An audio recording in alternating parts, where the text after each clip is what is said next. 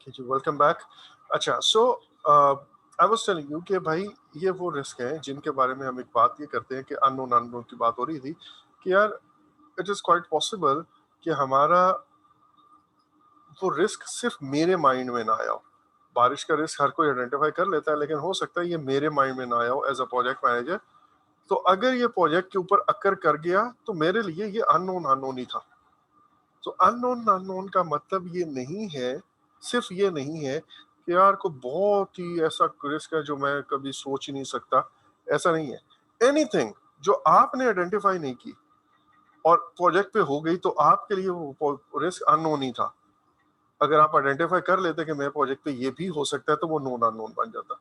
तो ऐसे रिस्क को हम इमरजेंट रिस्क कहते हैं। अब वो इवेंट बेस्ड भी हो सकता है और वो कोई ऐसी कंडीशन भी हो सकती है जो आपके माइंड में ना हो कि यार ये वाली सिचुएशन भी आ सकती थी। I never anticipated this thing. So ये है रिस्क की, आप कहें कि कुछ कैटेगरीज। आपसे कैटेगरीज का सवाल इस तरह नहीं आएगा, but I wanted you to know this thing.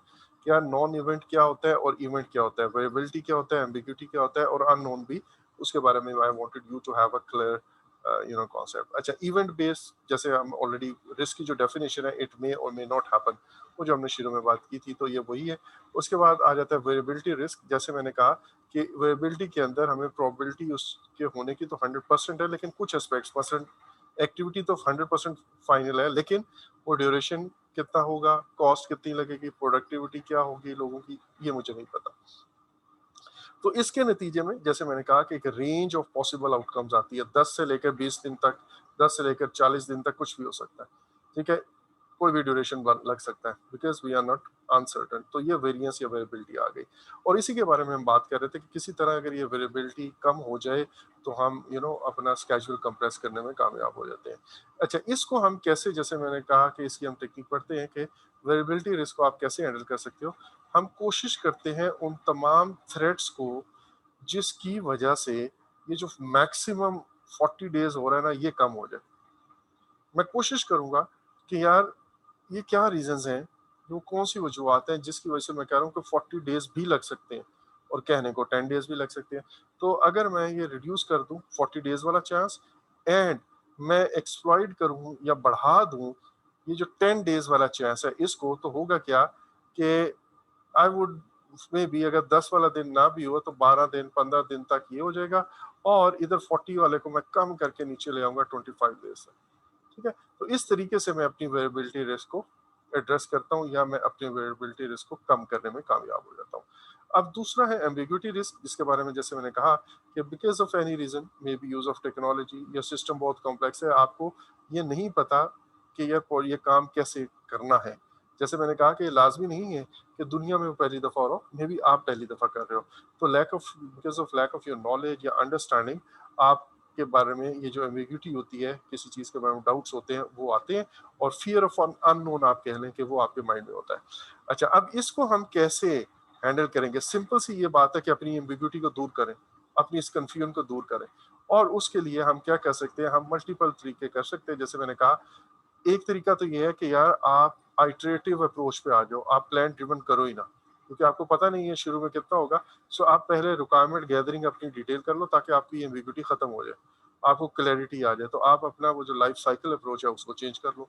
या जैसे मैंने कहा कि आप पहले पेपर पे कोई ऐसा प्लान या मैप या प्रोटोटाइप बना लो, पेपर पे या अदरवाइज, ताकि आपको उसके सारे एस्पेक्ट्स पे क्लैरिटी है, अच्छा यार ये काम करने हैं। या फिर आप अगर ये क्लैरिटी मतलब इस तरह भी नहीं कर रहे, प्रोटोटाइप में भी कुछ सिमुलेशन रन कर दो। उस सिमुलेशन के रन करने से भी आपको पता चल जाएगा कि यार अच्छा इस तरह ये चीजें रिजॉल्व होंगी। सो ये है एम्बिग्यूटी रिस्क को एड्रेस करने का तरीका। और तीसरा, जैसे हमने कहा, इमरजेंट रिस्क को जैसे मैं कहता हूँ कि ये आपके माइंड में नहीं होती या आपके उसमें नहीं आती, इसको हम अननोन अननोन्स भी कहते हैं, या इसी का दूसरा नाम ब्लैक स्वान्स है। वो डॉक्टर कौन सा है यार, जो क्यामत की घड़ियां ले आता है, डॉक्टर शाहिद मसूद है, जो एक एंकर है। और वो अमूमन ब्लैक स्वान्स का बड़ा जिक्र करता है। ठीक है, ब्लैक स्वान्स का ना बड़ा जिक्र करता है। तो ब्लैक स्वान्स बेसिकली, मतलब इसके पीछे थीम ये है कि गालबन यूके या उस एरिया में ना, यूरोप के किसी एरिया में, जो ये बगले या स्वान्स टाइप होती हैं, डक्स होती थी, ये जो भी आप इसे कहें, ये हमेशा वाइट होते हैं, हमेशा वाइट होते हैं। एंड एक दफा कोई ट्रिप जो है वो दूसरे इलाके में गया, किसी और ओशियन में, तो वहाँ पे उन्होंने फर्स्ट टाइम किसी आइलैंड पे ब्लैक स्वॉन्स देखे। तो वहाँ से हुआ कि यार एक चीज़ जो आपके ज़हन में कभी आई ना हो कि यार बगला भी या ये स्वान्स भी व्हाइट और ब्लैक हो सकते हैं, वो तो हमेशा व्हाइट होते हैं आपके माइंड में, है लेकिन ऑल ऑफ अ सडन आपको फर्स्ट टाइम एक ऐसी चीज़ मिल जाए जो आपने पहले ना सोची हो, तो उसको ब्लैक स्वान कहते हैं। तो ये टर्म इस तरह रिलेट करती है उसके साथ। एनीवेज, सो बेसिकली है ये अननोन अननोन भी। इसको डील करने का क्या तरीका है कि हम अपने प्रोजेक्ट के ऊपर एक प्रोजेक्ट रेजिलियंस जो है ना, अपने रेजिलियंस क्या होता है कि अपने अंदर एक रेजिस्टेंस पैदा करें या अपने अंदर किसी चीज़ को के इफेक्ट के अगेंस्ट लड़ने की एक सलाहियत पैदा करें। और इसी को हम बाउंस बैक एबिलिटी भी कहते हैं कि आप वापस पलट के आए अगर कोई ऐसा रिस्क अकर कर जाता है जिसको आप कहो कि यार ये तो मैंने सोचा ही नहीं था, तो अब हाथ छोड़ के नहीं बैठ गया ना, बल्कि अपने अंदर कुछ सलाहियत ऐसी पैदा करनी है कि आपका प्रोजेक्ट इसके शॉक को एब्जॉर्ब कर ले। और इसको इसलिए हम कहते हैं कि you will bounce back it, ठीक है, और you will stand up again. तो अब ये जो बाउंस बैक एबिलिटी है, या आप वापस खड़े होंगे उछल के, इसको, या मैं कहता हूँ कि जो प्रोजेक्ट रेजिलियंस है, ये हमारे जो है ना ब्लैक स्वान्स कह लें या अननोन अननोन्स, उनको हम डील करते हैं। लेकिन ये कैसे अपने अंदर रेजिलियंस पैदा करें? एक तो तरीका ये है कि मैं कुछ मैनेजमेंट रिजर्व्स अपने पास रखूं। मैनेजमेंट जो है अपने पास मैनेजमेंट रिजर्व रखे, ताकि अगर कुछ अननोन अननोन अकर कर जाता है तो वो मैनेजमेंट रिजर्व में से कुछ चीजें निकाल दे। और इसी तरह दूसरी चीज ये कि मैनेजमेंट जो चेंज कंट्रोल का प्रोसेस है ना, उसको बहुत ज़्यादा रिजिड ना कर दे। उसके अंदर इतनी फ्लेक्सिबिलिटी होनी चाहिए कि वो एक अननोन अननोन के होने की सूरत में इमीडिएटली उसको बेहतर तरीके से रिस्पॉन्ड कर सके। ये ना हो कि आपको नहीं जी, हम तो 1 महीने बाद ही मीटिंग करेंगे, क्योंकि हमारी मीटिंग्स जो है ना, चेंज कंट्रोल बोर्ड, उसी में फैसले होते हैं और वगैरह वगैरह, बहुत रिजिड किस्म का आपका प्लान ना हो। दैट मीन्स रिजिड किस्म से प्लान से मुराद कि आपका चेंज मैनेजमेंट का प्लान जो है वो फ्लेक्सिबल इतना हो कि वो इन मामला को एड्रेस कर सके। सो ये हमने डिफरेंट टाइप्स की रिस्क जो है उनको देखा, और उन रिस्क को हैंडल कैसे करना है वो भी हमने देखा। अच्छा, अब एक और चीज होती है, मतलब एक और कॉन्सेप्ट है जो आपके माइंड में होना चाहिए। एक को हम कहते हैं इंडिविजुअल रिस्क और एक को हम कहते हैं overall project risk. Individual risk का मतलब ये है कि वो तमाम रिस्क जो आप आइडेंटिफाई करोगे, या वो तमाम रिस्क जो अकर हो जाएंगे प्रोजेक्ट के ऊपर, मतलब आप में भी आइडेंटिफाई ना कर सको और डायरेक्टली अननोन अननोन अकर कर गए हैं, तो उन रिस्क को हम बेसिकली इंडिविजुअल रिस्क, उनमें से हर एक रिस्क एक इंडिविजुअल रिस्क है। जो हमारे पास रिस्क की मैंने अभी डेफिनेशन आपको बताई थी, बेसिक डेफिनेशन, वो डेफिनेशन बेसिकली है ही इंडिविजुअल रिस्क। बारिश हो जाएगी, बॉम्ब फट जाएगा, 15 दिन में एक्टिविटी होगी, 10 दिन में हो सकती है, एंड सो ऑन। ये सारे के सारे वो है। और प्रोजेक्ट मैनेजर जो है, या प्रोजेक्ट मैनेजर जो रिस्क मैनेजमेंट की, पीआरएम से बड़ा प्रोजेक्ट रिस्क मैनेजमेंट है, वो जितनी भी एफर्ट कर रहा होता है, प्लानिंग कर रहा होता है, रिस्पॉन्स प्लानिंग कर रहा होता है, या क्वालिटेटिव एनालिसिस, वो इंडिविजुअल रिस्क का कर रहा होता है। एक प्रोसेस ऐसा जरूर है जहाँ पे क्वांटिटेटिव, हम सॉरी, हम ओवरऑल प्रोजेक्ट रिस्क की भी बात करते हैं, लेकिन इन जनरल हमारा जो प्रोजेक्ट मैनेजर की डीलिंग है वो इंडिविजुअल रिस्क है। अब ये सारे रिस्क कंबाइंड होके एक खास इफेक्ट पैदा करते हैं, और वो करते हैं पूरे ओवरऑल प्रोजेक्ट ऑब्जेक्टिव्स पे। उसको हम कहते हैं, वो अब प्रोजेक्ट का जो कंबाइंड इफेक्ट आ रहा है, ये कंबाइंड इफेक्ट हमारे प्रोजेक्ट का ओवरऑल रिस्क है। फॉर एग्जांपल, अगर मैं आपको कहता हूँ यार एक्चुअल में ना चांस ये है कि बारिश भी हो सकती है, फिर मैं कहता हूँ यार दूसरा मसला ये है कि कॉस्ट भी ऊपर जा सकती है, तीसरा मैं कहता हूँ यार वो सीडीए भी इस पर ऑब्जेक्शन रेज करके उनकी टीम आके इसको सील कर सकती है, फिर मैं कहता हूँ यार अदालत भी स्टे ले लेती है, और मैं ये कह सकता हूँ यार जो जिसने पैसा देना है वो बंदा भी भाग जाएगा, जिसने खरीदना है उसके भी भागने की चांसेस है। अब है तो ये सारे इंडिविजुअल रिस्क, लेकिन कंबाइंड रिस्क मुझे क्या बताना है कि मेरा ओवरऑल प्रोजेक्ट बहुत ही रिस्की है ये। सो प्रोजेक्ट आगे चलना चाहिए नहीं चलना चाहिए, प्रोजेक्ट को करना चाहिए नहीं करना चाहिए, प्रोजेक्ट के ऊपर मजीद पैसे लगाने नहीं चाहिए नहीं लगाने चाहिए, ये जो स्ट्रेटेजिक लेवल डिसीजंस हैं, ये जनरली हम ओवरऑल प्रोजेक्ट रिस्क को देख के करते हैं। लेकिन जो इंडिविजुअल रिस्क को कैसे हैंडल करना है, वो अलग से हमारी day to day project management की एक्टिविटी है। लेकिन ऑब्वियसली जितने जितने इंडिविजुअल रिस्क बढ़ते जाएंगे, उतना उतना मोस्ट ऑफ द टाइम हमारा ओवरऑल प्रोजेक्ट रिस्क भी ऊपर जाने का अंदेशा है। सो ये एक कॉन्सेप्ट है, overall risk and individual risk. ये आपको इसलिए बता रहा हूँ कि जगह जगह आप अगर रिस्क मैनेजमेंट की ये जो नॉलेज एरिया पढ़ेंगे, स्पेशली पिम्प और गाइड के अंदर, तो जगह जगह ना ये overall risk and individual risk की बात की हुई है, और मैं अभी आपको जब भी पढ़ाऊंगा तो मैं आपको इन दोनों की बातें जरूर करूंगा साथ के साथ। अच्छा जी, एक और कॉन्सेप्ट है, इसको हम कहते हैं रिस्क एपिटाइट। रिस्क एपिटाइट का एक और नाम भी है, और ये उसका दूसरा नाम है रिस्क टॉलरेंस।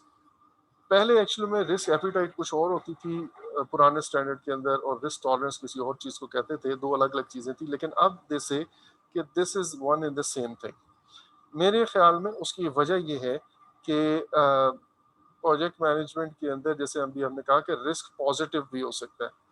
तो अगर रिस्क पॉजिटिव है तो हम ये नहीं कहेंगे कि मेरी रिस्क की टॉलरेंस कितनी है। That word actually sound strange. एक रिस्क है पॉजिटिव, और मैं कह रहा हूँ कि मुझे उसको कैप्चर करना है।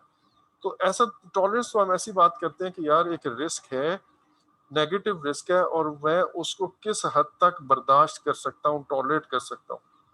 ठीक है, वहां पे तो नेगेटिव रिस्क के इसमें तो टॉलरेंस समझ आती है, लेकिन पॉजिटिव किस रिस्क के इसमें मैं ये कैसे कह सकता हूँ कि यार मैं इस रिस्क को अभी टॉलरेट कर रहा हूँ। तो rather than saying it tolerance, हम उसको मे बी कहते हैं कि यार ये मेरी इस रिस्क की एपिटाइट बढ़ रही है, या इस रिस्क को मैं लेना चाह रहा हूँ। ठीक है जी। सो अब रिस्क की एपिटाइट एंड टॉलरेंस, ये दोनों बेसिकली वो कह लें कि एक इंडिविजुअल से यहाँ पे मुराद इंडिविजुअल ऑर्गेनाइजेशन कोई भी स्टेक होल्डर है। मैं भी आपको एक एग्जांपल देता हूँ पहले, इससे ना आपको ये चीज समझ आ जाएगी। मुझे एक चीज बताइए, एक कस्टमर है, और उस कस्टमर ने आपको कहा कि भाई मुझे ये इस घर में, मैं यूएसए से आ रहा हूँ और मेरा वीज़ा ये एक्सपायर हो रहा है, लेट्स से जनवरी या मार्च के अंदर, मार्च 2021 में, तो काइंडली मेरा ये घर बना दो। मैं नहीं चाहता कि मैं वापस आके किसी किराए के घर में रहूं, मैं डायरेक्टली इधर मूव होना चाह रहा हूँ। अच्छा, अब इस कस्टमर के लिए हमें 5 महीने में घर बनाना है। अब किसी सूरत भी मैं एक दिन भी इससे लेट नहीं हो सकता। अगर मैं लेट हुआ तो मेरा कस्टमर मेरी जान खा जाएगा।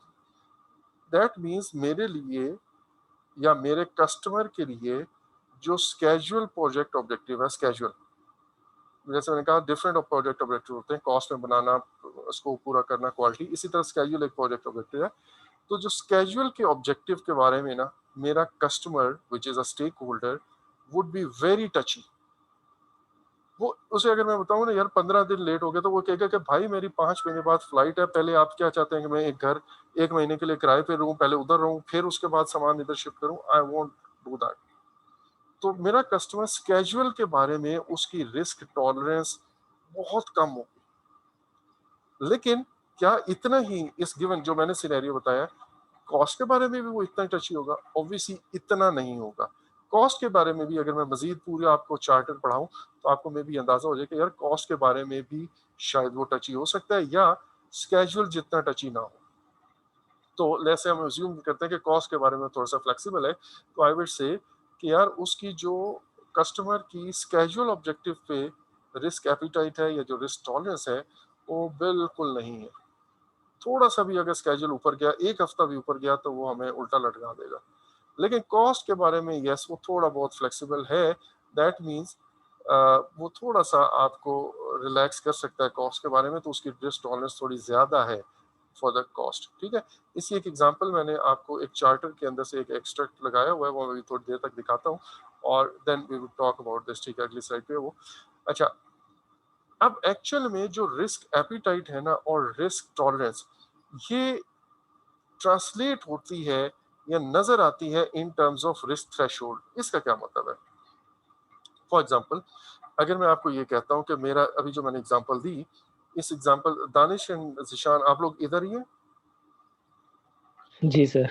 ये लाजमी ध्यान से समझिएगा, ये कॉन्सेप्ट जो है ना वो वेग होते हैं जनरली। मेरा एक्सपीरियंस ये है, स्टूडेंट्स को ये नहीं पता होता। ठीक है, इवन उन्होंने एमएस भी किया हुआ है, तो आपको मतलब कुछ चीजें ना वो कंफ्यूज करती हैं। तो इस पे आपने लाजमी देखना है। मैं मैं अभी जो गिवन एग्जांपल है उसमें हमने कहा कि कस्टमर स्केजुअल के लिहाज से बहुत ही ज्यादा, सॉरी, उसकी जो टॉलरेंस है वो बिल्कुल कम है स्केजुअल के पर्सपेक्टिव में। कॉस्ट की अभी हम बात नहीं कर रहे। अच्छा, अब मुझे ये बताएं कि अगर वो स्केजुअल के पर्सपेक्टिव में उसकी टॉलरेंस कम है, तो आपके ख्याल में कितना, अगर मेरा प्रोजेक्ट लेट हो जाता है, मेरा प्रोजेक्ट कितना लेट होगा, तो वो उसके लिए बहुत ही सीरियस मैटर होगा। या मैं वो मुझे कहेगा लेट्स से हमारी जो डेट तय हुई है वो है 10 मार्च की, और जो मेरा कस्टमर है उसने आके शिफ्ट होना है लेट्स से 25 ऑफ मार्च को। अब 15 दिन का सिर्फ मार्जिन है। अब एक कोई भी रिस्क ऐसा अगर किया जो मेरे प्रोजेक्ट को 5 दिन लेट कर देता है, 6 दिन लेट कर देता है, तो मैं 25 मार्च के बहुत करीब हो जाऊंगा। तो दैट मीन्स इस कस्टमर के लिए कोई एक थ्रेश होल्ड लिमिट तो होगी जिसके आगे वो कहेगा कि भाई इससे आगे मैं नहीं कबूल कर सकता डील। तो अगर मैं किसी एक स्पेसिफिक रिस्क की बात कर रहा हूँ तो 5-6 दिन एक से हो गए, 5-6 दिन दूसरे से हो गए, तो मेरा तो वो 15 दिन का जो गैप है, सिर्फ 15 दिन का मार्जिन है हमारे पास, ये तो फौरन पूरा हो जाएगा। दैट मीन्स इस सारी चीजों को सामने रखते हुए स्टेक होल्डर की, अब जो मैं बात कर रहा हूँ उसको याद रख रहे हैं, स्टेक होल्डर की रिस्क एपिटाइट या रिस्क टॉलरेंस को सामने रखते हुए हम अपनी रिस्क की थ्रेशोल्ड डिफाइन करते हैं, और ये थ्रेशोल्ड डिफरेंट होगी for different project objectives. For example, जैसे अभी मैंने कहा स्केड्यूल के केस में, लेट्स से हम कहते हैं कि 15 दिन का मार्जिन है एक प्रोजेक्ट, ये जो कस्टमर है वो मैक्सिमम 10 दिन जो है ना डिले बर्दाश्त कर सकता है, कि 10 मार्च की जगह मैक्सिमम भी हो तो मैं उसको 20 ऑफ मार्च को जो है ना ये प्रोजेक्ट हवाले कर दूँ, ये घर बना के दे दूँ। दैट मीन्स हमारे पास जो थ्रेशोल्ड लिमिट है based on the risk appetite और risk tolerance of the customer for schedule, वो सिर्फ 10 दिन की है। अच्छा, अब इसका क्या फायदा होता है ये जानने का, या थ्रेशोल्ड जानने का क्या फायदा होता है? वो ये फायदा होता है कि फॉर एग्जांपल मैंने एक रिस्क आइडेंटिफाई किया, और वो रिस्क आइडेंटिफाई किया, रिस्क नंबर 12 है जो भी हुआ है, और इस रिस्क की वजह से आई कैन फोर्सी कि मेरे प्रोजेक्ट के ऊपर जो डिले आएगा वो मे बी 8 डेज का है, या वो मे बी 6 डेज का है। अब एक रिस्क है उसमें जो स्केड्यूल पे इफेक्ट आ रहा है वो 6 डेज का है, पॉसिबल इफेक्ट जो है वो 6 डेज का है। अब मैंने जब क्वालिटेटिव रिस्क एनालिसिस करना है तो मैं इस रिस्क की कोई प्रोबेबिलिटी होने का चांस एंड इम्पैक्ट देखना चाह रहा हूँ। प्रोबेबिलिटी तो चले हम बाद में बात करते हैं, लेकिन इस वक्त इम्पैक्ट कितना है। सिर्फ 6 दिन का डिले भी एक बहुत बड़ा इम्पैक्ट लगाएगा। वाई? क्योंकि based on the tolerance and risk appetite हमने जो थ्रेश होल्ड बनाया हुआ 10 दिन का, ये थ्रेश होल्ड को सामने रखते हुए 6 दिन का delay with only one risk, इस तरह का एक रिस्क भी और हो गया तो काम खराब हो जाएगा। ये बहुत बड़ा इम्पैक्ट है। हाँ, अगर मेरे पास 3-4 महीने का मार्जिन होता तो फिर उससे क्या होता है कि रिस्क जो स्टेक होल्डर की रिस्क एपिटाइट है अबाउट स्केजुअल, या उसकी जो रिस्क टॉलरेंस है अबाउट स्केजुअल, वो थोड़ी सी फ्लेक्सिबल होती, और मे भी वहां पे हमारा थ्रेश होल्ड ना, वो हमारे पास, मैं कहता यार 60 डेज प्लस माइनस आप लेट कर सकते हो, मतलब मैक्सिमम 60 डेज का हो सकता है, तो वहां पे 6 दिन का लेट होना मे भी इम्पैक्ट बहुत बड़ा ना हो। लेकिन अब जो हमारा सिनेरियो है इसमें इम्पैक्ट ये बहुत ज्यादा है। ये बात आपको समझ आई जो मैंने बोली? जी सर। सो दैट मीन्स हम रिस्क एपिटाइट या थ्रेशोल्ड, सॉरी, रिस्क एपिटाइट या रिस्क टॉलरेंस पहले चेक करते हैं। कॉस्ट के केस में बिल्कुल डिफरेंट होगा। कॉस्ट के केस में स्कोर भी और तरह से आप दे रहे होगे, क्योंकि अभी तक जो गिवन सिनेरियोस में हमने कॉस्ट का जिक्र नहीं किया। अच्छा, लेकिन ये जब होता है तो हम जब ये आइडेंटिफाई कर लेते हैं कि यार कॉस्ट के लिए कितना है, स्केड्यूल के लिए बारे में कितना फ्लेक्सिबल है, क्वालिटी के बारे में कितना है, तो हर किसी की मे बी मैं अलग अलग जो है ना वो डेफिनेशन बता दूं, अलग अलग मैं सॉरी थ्रेश होल्ड डिफाइन करूँ। ये डेज के लिहाज से 15 दिन या 10 दिन मैक्सिमम, एंड कॉस्ट के लिहाज से may be 2 million maximum budget ऊपर गया, या 1 मिलियन या 5 लाख ऊपर चला गया, ठीक है, तो मैक्सिमम मैं इतना अलाउ कर सकता हूँ। लेकिन ये किस किस तरह आपको पता चलेगा कि 1 मिलियन होगा या 10 डेज होगा? ऑब्वियसली स्टेक होल्डर की risk appetite and threshold की बेस पे हम, और sorry risk appetite and tolerance की बेस पे थ्रेश होल्ड डिफाइन करेंगे। इससे अगला जो काम निकलता है वो निकलता है, इससे हमें एक फायदा होता है, और वो फायदा ये होता है कि हम प्रोबेबिलिटी एंड इम्पैक्ट की डेफिनेशंस निकालते हैं। प्रोबेबिलिटी एंड इम्पैक्ट की डेफिनेशन से मुराद कि मैं किस रिस्क को कितनी प्रोबेबिलिटी एंड कितना इम्पैक्ट का स्कोर दूंगा। वो आगे हम क्वालिटेटिव रिस्क एनालिसिस पढ़ेंगे तो तब मैं आपको बताऊंगा कि हम हर रिस्क के इम्पैक्ट को चेक करते हैं और उसका स्कोर देते हैं 1 से लेकर 5 तक, लेट्स से, और भी तरीके हैं, लेकिन 1 to 5 वाला हम कर रहे हैं। तो 1 से लेकर 5 तक अगर मुझे एक रिस्क का स्कोर देना है, तो मैं कितना कहूँगा कि इम्पैक्ट है? 4 इम्पैक्ट है, 5 इम्पैक्ट है, 6 है, 1 है, 2 है, क्या है? ये डिपेंड करता है मेरी रिस्क की थ्रेशोल्ड कितनी है। जैसे मैंने अभी कहा कि 10 डेज़ थ्रेशोल्ड है। तो जब 10 डेज़ थ्रेशोल्ड है, तो मेबी मैं कहूँ कि या 7 से 10 या 8 से 10 डेज़ अगर डिले आ रहा है किसी रिस्क की वजह से, उसके इम्पैक्ट को स्कोर दो 5। अगर 6 से लेकर 8 डेज़ तक आ रहा है, तो उसके इम्पैक्ट को दो स्कोर तुम 4। और अगर 4 से लेकर 6 तक है, तो उसके इम्पैक्ट स्कोर दो 3। और अगर वो 2 से लेकर 4 तक है, तो उसको आप स्कोर दे दो 2, और इसी तरह उससे नीचे वाले को दे दो 1। तो मैंने अपनी जो प्रोबेबिलिटी एंड इम्पैक्ट की डेफिनेशन या स्कोर देने हैं, वो बेसिकली डिपेंड करेंगे मेरी इस रिस्क थ्रेशोल्ड पे। और रिस्क थ्रेशोल्ड डिपेंड करेगा किस पे? वो रिस्क एपिटाइट और रिस्क टॉलरेंस पे, जो अभी हमने पिछली स्लाइड में देखी। I hope this point is clear. बाकी मजीद इसको हम आगे पढ़ेंगे बड़ी डिटेल में। और ये रिस्क एपिटाइट और रिस्क थ्रेशोल्ड के बारे में कुछ बातें हैं, वो माइंड में रखिएगा। रिस्क एपिटाइट जो है ना, वो लाजमी नहीं है कि एक स्टेक होल्डर एक प्रोजेक्ट पे तो बड़ा फ्लेक्सिबल है कि वो कह रहा है कि यार 6 महीने भी लेट हो जाओ, ये कोई बहुत बड़ा इम्पैक्ट नहीं है। वही स्टेक होल्डर दूसरे प्रोजेक्ट पे मे बी 3 दिन लेट होना भी बर्दाश्त ना करे। It depends on the scenario. अच्छा, इसी तरह एक स्टेक होल्डर है, उसके लिए एक ही प्रोजेक्ट के ऊपर उसके लिए 3 दिन का डिले कोई बहुत बड़ा डिले नहीं है। और दूसरा जो स्टेक होल्डर है, उसके लिए 3 दिन का डिले बहुत बड़ा डिले है। उसकी थ्रेशोल्ड कुछ और होगी। फिर है ऑब्जेक्टिव टू ऑब्जेक्टिव। जैसे मैंने अभी कहा, हो सकता है कॉस्ट के बारे में मैं थोड़ा सा फ्लेक्सिबल हूँ, आपको 2 मिलियन की भी गुंजाइश निकाल दूं, लेकिन टाइम के बारे में भी मैं बहुत स्ट्रिक्ट हूँ। और दूसरी बात है टाइम टू टाइम से मुराद बाज दफा ये होता है कि प्रोजेक्ट के स्टार्ट में आप किसी चीज के बारे में बहुत स्ट्रिक्ट होते हो, आहिस्ता आहिस्ता उस चीज के बारे में आप बाद में फ्लेक्सिबल हो जाते हो बिकॉज ऑफ एनी रीजन। तो दैट मीन्स मेरी thresh and risk appetite change होती जाएंगी आहिस्ता आहिस्ता। फॉर एग्जाम्पल, अगर शुरू में मैं टाइम के बारे में बड़ा टची हूँ, लेकिन जैसे ही प्रोजेक्ट 6-7 महीने चला और मेरा अच्छा खासा काम कवर हो गया, तो आई वुड गेट रिलैक्स, नहीं यार टीम सही चल रही है, और अब खैर है यार 5-10 दिन ऊपर नीचे भी हो गया तो दैट्स फाइन। ठीक है। सो ये पॉइंट्स आपने लाजमी माइंड में रखने हैं। अच्छा जी, ये एक सिनेरियो है। इस सिनेरियो को आप बेशक अपने तौर पर देख लीजिएगा। मैंने वैसे एक चार्टर गालबन आपसे शेयर किया हुआ है, ये उसी चार्टर के अंदर से एक्सट्रैक्ट है कि एक प्रोजेक्ट मैनेजर है, और ये जो मैंने आपको अभी वर्बल एग्जांपल दी वो कंस्ट्रक्शन की थी। ये एक सॉफ्टवेयर डेवलपमेंट का प्रोजेक्ट है। लेट्स से कोरोना स्टार्ट हो गया हुआ है, और उसने ना कोई ऑनलाइन टीचिंग सिस्टम या अकेडमी शुरू करनी है, और वो अकेडमी उससे शुरू करनी है 25 जुलाई से। कोई चाह ये रहा है कि यार यूनिवर्सिटीज़ के जो एडमिशन होते हैं ना, वो अगस्त के मिड में स्टार्ट होते हैं, तो मैं लोगों को एडमिशन टेस्ट की तैयारी करवाऊंगा। 25 जुलाई को शुरू करूंगा, 15 अगस्त तक उनकी तैयारी हो जाएगी। जैसे ही एडमिशन शुरू होंगे, तो मैं उनके एडमिशन में वो अपीयर हो सकते हैं 15 अगस्त के बाद। तो ये मेरे पास से 20 दिन होने चाहिए ट्रेनिंग करवाने के। अब इसने ऑनलाइन ट्रेनिंग का प्रोग्राम शुरू करना है। ये उसने फरवरी में प्रोजेक्ट दिया किसी को कि ये बना के दे, और उसने कहा कि हम 10 जुलाई तक आपको प्रोजेक्ट कंप्लीशन कर रहे हैं। अब यहाँ पे वो एग्जैक्टली वही 15 डेज का मार्जिन है, विच इज टू शॉर्ट।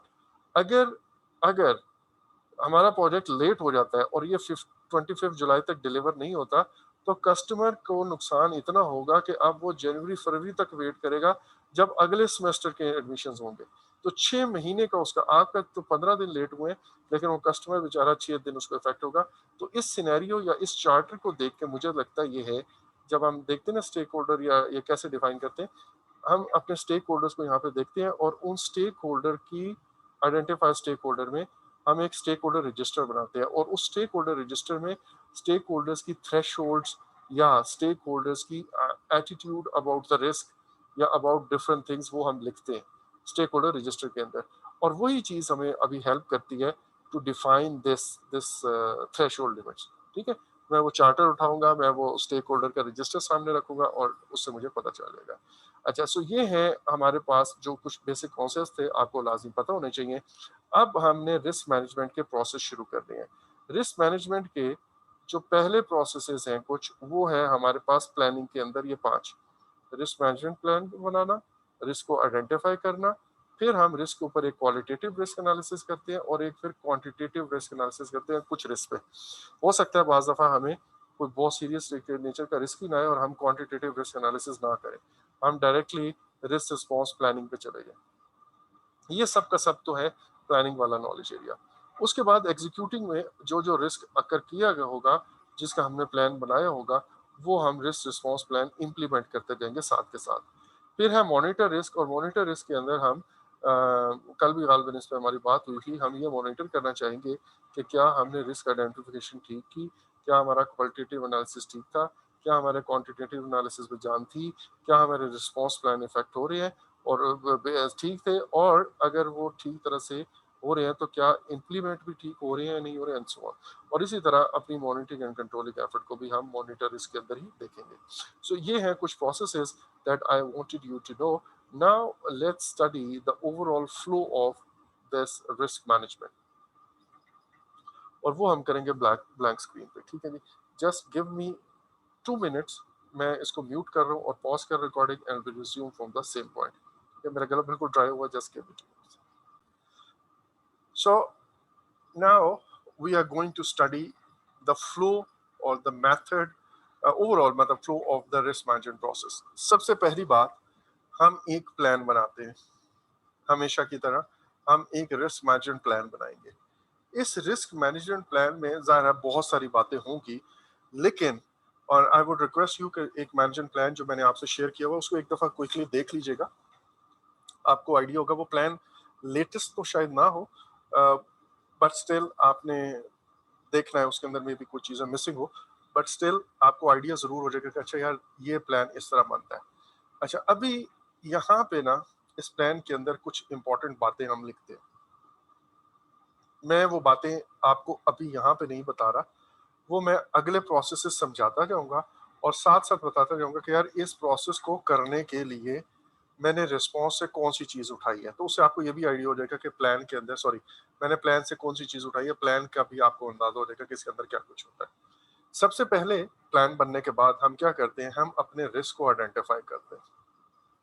तो मैं अपने प्रोजेक्ट पे बहुत लंबे चौड़ी एक लिस्ट जो है ना वो बनाता हूँ, और उसके अंदर मैं वो जो लॉन्ग लिस्ट वाला कॉन्सेप्ट है मैं वो लाता हूँ, और मैं अपने प्रोजेक्ट के ऊपर अबाउट लेट से मैंने 1500 और 1200 के करीब रिस्क आइडेंटिफाई कर लिए। छोटे बड़े सारे रिस्क मिला के मैंने एक रिस्क, दूसरा रिस्क, तीसरा रिस्क, चौथा रिस्क, वो मैंने आइडेंटिफाई करके एक रिस्क रजिस्टर के ऊपर चढ़ा दिए। अब इतने ज्यादा रिस्क को मैं अगर इन सारों की रिस्पॉन्स प्लानिंग करना शुरू कर दूं, तो एक तो टाइम बहुत लगेगा, दूसरा मेरा बहुत ज्यादा खर्चा एंड रिसोर्सेज इस चीज पे लग जानी है कि मैं एक एक रिस्क के पीछे भाग रहा हूँ।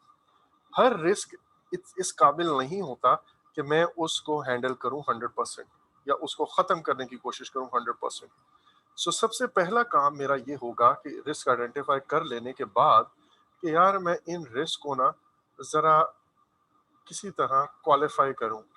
मैं एक क्वालिटेटिव रिस्क एनालिसिस करूंगा, और उस क्वालिटेटिव रिस्क एनालिसिस की बेस पे मैं इन रिस्क को प्रायोरिटाइज करूंगा कि यार वो कौन से रिस्क हैं जो हाई प्रायोरिटी रिस्क हैं, और वो कौन से रिस्क हैं जो लो प्रायोरिटी वाले हैं। फॉर एग्जांपल, मैंने क्या किया, इन 1200 रिस्क को पहला रिस्क ए लिया, R1 आया मेरे पास पहला रिस्क। मैंने कहा कि इसका प्रोबेबिलिटी होने का चांस कितना है और इसका होने का इम्पैक्ट कितना होगा, और इस प्रोबेबिलिटी एंड इम्पैक्ट के स्कोर को जब मैं मल्टीप्लाई करता हूं तो मेरे पास उस रिस्क का एक स्कोर आ जाता है जिसको हम रिस्क स्कोर कहते हैं। अच्छा, अब पहले रिस्क की प्रोबेबिलिटी होने की कितनी है, अब ये मुझे पता चलेगा जाहिर है बिकॉज ऑफ द डेफिनेशंस जो मेरे प्लान के अंदर लिखी हुई है।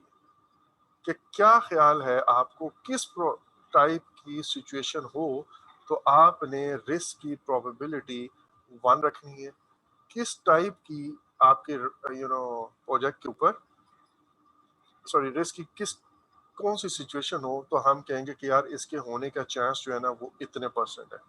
लेट्स से मैं कहता हूँ कि एक रिस्क है, उसके होने का चांस 60% है। अब 60% है तो मैं इसको प्रोबेबिलिटी का क्या स्कोर दूं, मैं प्रोबेबिलिटी का स्कोर मैंने देना है 1 से लेकर 5 तक कोई भी। तो 60% को मैं कितना दूं, 4 दूं, 3 दूं, 5 दूं, क्या?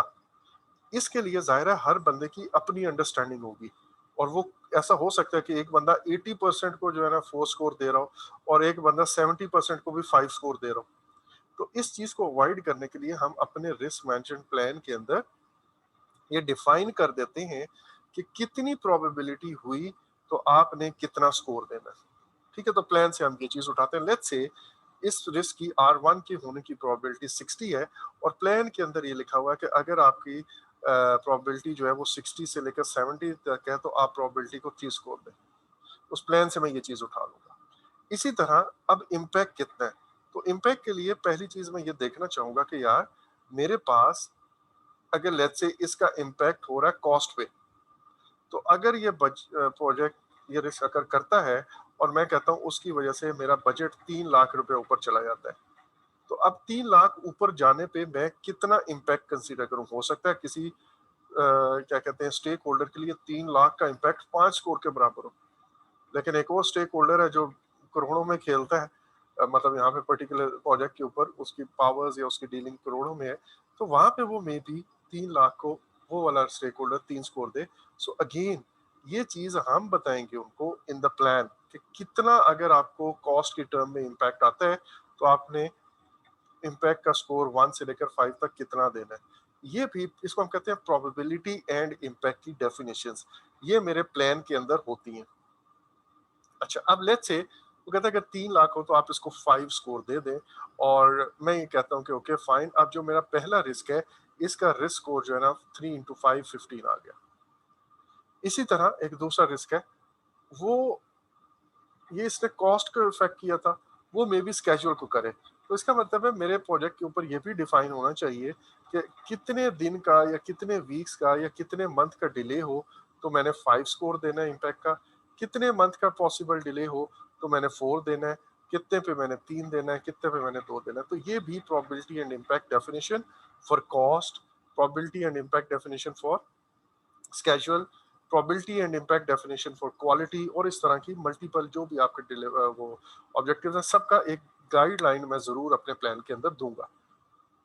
अच्छा, अब मैंने R2 को बिल्कुल उसी तरह सामने रखते हुए, लेट्स से उसकी प्रोबेबिलिटी जो है वो 71% थी, और 71 पे मेरा ये टेबल जो प्रोबेबिलिटी एंड इम्पैक्ट का टेबल है प्लान के अंदर, रिस्क मैनेजमेंट प्लान के अंदर जो लिखा हुआ है उसके मुताबिक मुझे 4 स्कोर देना चाहिए for any probability which is 70 से लेकर 80% तक है। तो उसको मैंने 4 दे दिया, और उसकी वजह से इस प्रोजेक्ट की वजह से ना 32 डेज का डिले पॉसिबल है या 30 डेज का पॉसिबल डिले आ रहा है। अब मैं देखूंगा कि अच्छा यार 30 डेज के डिले पे मुझे कितना स्कोर देना है इम्पैक्ट का, और वहां पे हमारे पास 6 महीने की फ्लेक्सिबिलिटी है, तो मे भी यहाँ पे हम 2 या 2 या 1 दे देते हैं, तो 4 1 4 हो गया। इस तरह मैं अपने तमाम, ये सोचे कि 1200 रिस्क है, तो मैं इन तमाम 1200 रिस्क का एक प्रोबेबिलिटी एंड इम्पैक्ट का स्कोर दूंगा, और उसकी बेस पे मुझे रिस्क का स्कोर मिल जाएगा। लेकिन प्रोबेबिलिटी का स्कोर कितना देना है, इम्पैक्ट का स्कोर कितना देना है, कॉस्ट के लिए कितना इम्पैक्ट का स्कोर देना है, स्केड्यूल के लिए कितना डिले होगा या पॉसिबल डिले आपको लग रहा है हो सकता है, तो उसकी बेस पे क्या स्कोर देंगे, ये सारे का सारा मेरा प्लान के अंदर लिखा हुआ है। सो प्लान के बारे में ये 2 बातें आपने लाजमी याद रखनी है कि उसके अंदर प्रोबेबिलिटी एंड इम्पैक्ट की डेफिनेशन होती है, लेकिन वो प्रोबेबिलिटी एंड इम्पैक्ट की जो ये स्कोर है या जो वैल्यूज मैं बात कर रहा हूँ ये किस पे डिपेंडेंट है, वो डिपेंडेंट है बेसिकली वो जो मैंने थ्रेश होल्ड डिफाइन की है कि कॉस्ट के लिए मेरी थ्रेश होल्ड कितनी होगी, मैक्सिमम कितना मैं ओवर बजट जाने के लिए मुतहम्मल हो सकता हूँ या मेरा स्टेक होल्डर मान जाएगा। नंबर 2, इसी तरह मैं थ्रेश होल्ड डिफाइन करूंगा स्केड्यूल की कि कितना डिले हो जाएगा, क्वालिटी की एंड सो ऑन। उन थ्रेश होल्ड्स को सामने रखते हुए हमने प्लान प्लान के अंदर ही थ्रेश होल्ड भी आइडेंटिफाई किए, और प्लान के अंदर ही फिर इस थ्रेश होल्ड को सामने रखते हुए मैंने उसकी प्रोबेबिलिटी मैंने उसकी प्रोबेबिलिटी एंड इम्पैक्ट की डेफिनेशन दी। और इसी तरह अगर मैं और पीछे चला जाऊं तो थ्रेश होल्ड किस पे डिपेंडेंट है, वो ऑब्वियसली मेरी appetite, risk appetite and risk tolerance पे। दैट मींस अगर मेरी रिस्क टॉलरेंस या रिस्क एपिटाइट ज्यादा होगी, फ्लेक्सिबल होगा मैं, तो मेरे पास थ्रेश होल्ड की वैल्यू भी फ्लेक्सिबल होगी। मैं कहूँगा यार खैर है 4 महीने भी ऊपर नीचे हो गया तो खैर है, तो फर्क नहीं पड़ेगा।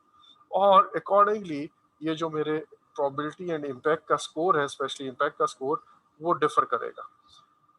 इस प्रोजेक्ट पे हो सकता है 4 महीने की आपके पास गुंजाइश मौजूद हो, तो मे बी 3 महीने पे भी अगर वो पॉसिबल लेट हो सकता है किसी रिस्क की वजह से, तो I may give it a score of 4 और मे बी 3 और 2।